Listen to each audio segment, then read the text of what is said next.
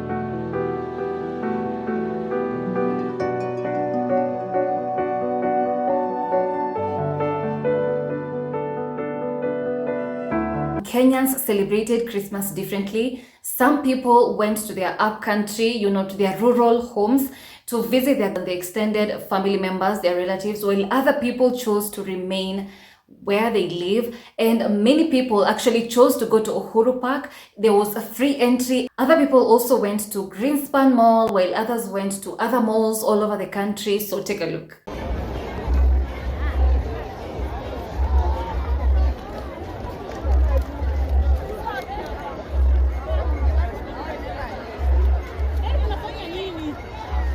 So mall inakuwa imejaa on 25th na 26th.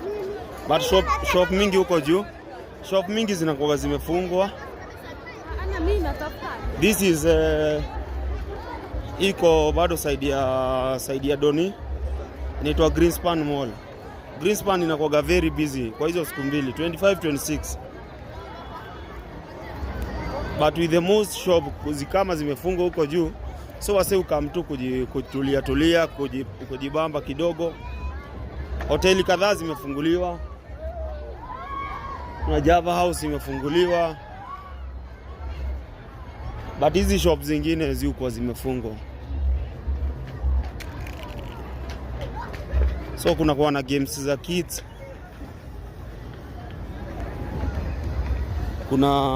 kuna hizi staff ziuzo huku, basi kidogo wamefungua, so utazunguka tu hivyo niwaonyeshe rada.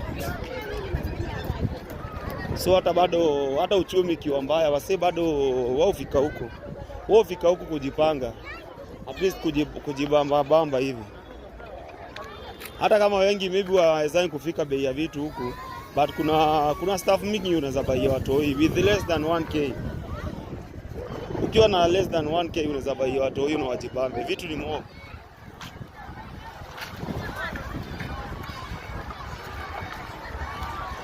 Buda, so hizi ndio scenes pale Uhuru Park Nairobi. Hao ndio mlikuwa mmesema mmeenda Maushadha Krisi. Mimi nakwambia huko ndani kumekuromba ya.